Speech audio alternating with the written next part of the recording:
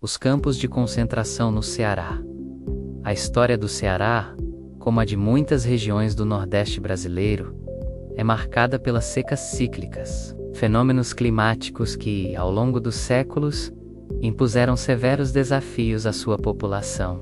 Dentro desse contexto de adversidade surge um dos capítulos mais sombrios e complexos da história cearense: a criação e manutenção dos campos de concentração para flagelados da seca, um tema que, embora doloroso, é fundamental para a compreensão da formação social e política do Estado. Os currais do governo. Uma resposta dramática à calamidade. Os chamados campos de concentração no Ceará, apelidados popularmente de currais do governo, foram instalações criadas pelo poder público em diferentes períodos de grande estiagem. Notadamente nas secas de 1915 e 1932, é crucial entender que, embora o nome seja o mesmo dos campos de extermínio nazistas, que surgiriam décadas depois na Europa, a finalidade inicial e o modus operandi eram distintos, ainda que as condições fossem desumanas e resultassem em muitas mortes. O principal objetivo dessas estruturas era conter o eixo do rural massivo, de sertanejos famintos e doentes, em direção à capital. A obra descreve com sensibilidade e realismo a jornada dos retirantes e as duras condições vividas no campo do Alagadiço, tornando-se um marco na denúncia dessa tragédia social.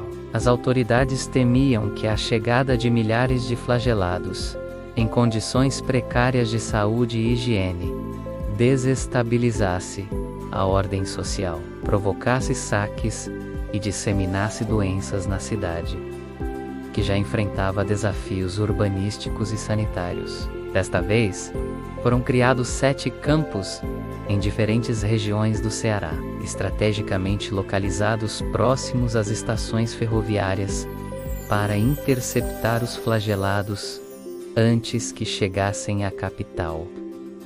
Alguns dos campos mais conhecidos foram elites local, via esses migrantes como uma ameaça à Belle Époque que buscavam construir na capital. A Grande Seca de 1915 foi particularmente devastadora, e milhares de pessoas, buscando refúgio e sobrevivência, rumaram para a capital. O governo, então, decidiu concentrá-las nesse local, inicialmente, sob a justificativa de oferecer assistência, como distribuição de alimentos, roupas e vacinação. A seca de 1915 e o campo do Alagadiço. As condições no campo do Alagadiço eram precárias.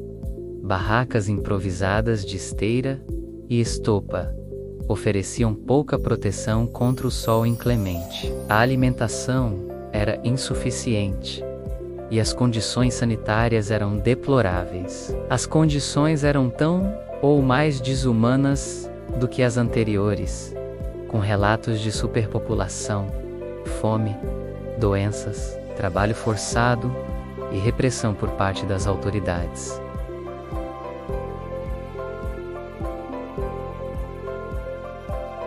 A história dos campos de concentração no Ceará é um lembrete vívido da necessidade de se buscar soluções justas e humanas para os desafios sociais, evitando que o medo e o preconceito deem lugar à desumanização e à opressão. Um dos primeiros e mais emblemáticos desses campos foi o campo do Alagadiço, criado em 1915 nos arredores de Fortaleza.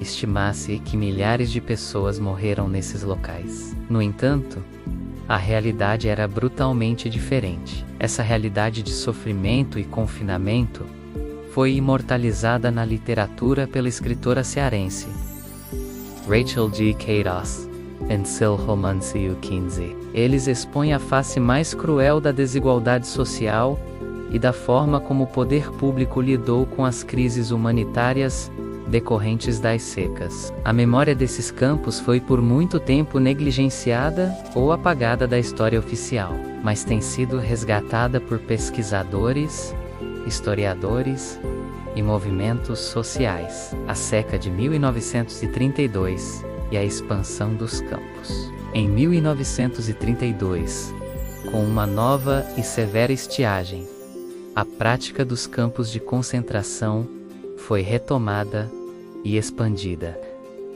Campo do Pacho. Este é o único que ainda possui vestígios físicos remanescentes, tornando-se um importante local de memória. Campo do Urubu deu origem a um dos maiores bairros periféricos da capital após sua desativação. Campo do Matadouro, Campo do Buriti, Campo de Cariús, Campo do Ipu. Esses campos abrigaram um número ainda maior de pessoas do que em 1915, chegando a confinar cerca de 73.000 a 105.000 flagelados em todo o estado. Os currais do governo representam uma dolorosa cicatriz na história do Ceará. O reconhecimento do Campo do Patu, em Senador Pompeu, como sítio histórico, é um passo importante para preservar essa memória e garantir que as gerações futuras compreendam as consequências dessas políticas de confinamento.